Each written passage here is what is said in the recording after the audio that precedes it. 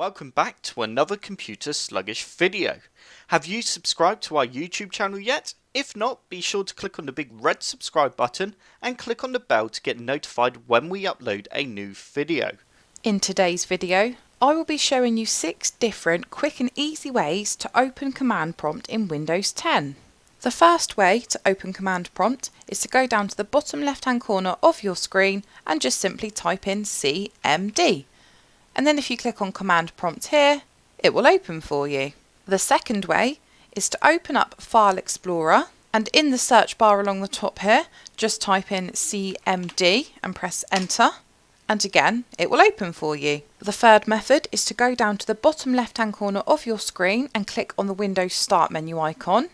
You now need to scroll down until you get to Windows System, click on the drop down menu, and there you have command prompt. The fourth way is to go down to the bottom left hand corner of your screen and just type in run and press enter, and you now need to type in cmd and hit enter. The fifth method is to right click on your taskbar and then go onto Task Manager. You need to select File at the top here and then click on Run New Task.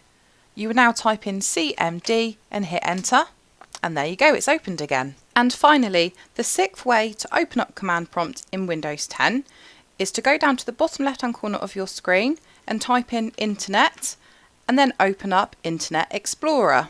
You now need to type the following into your address bar, which I will include in the description below.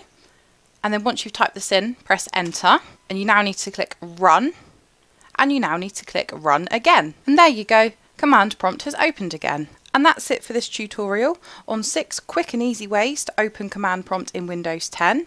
I hope this tutorial did help. If it did, hit the like button below and subscribe. Don't forget to check out my social media channels and forum.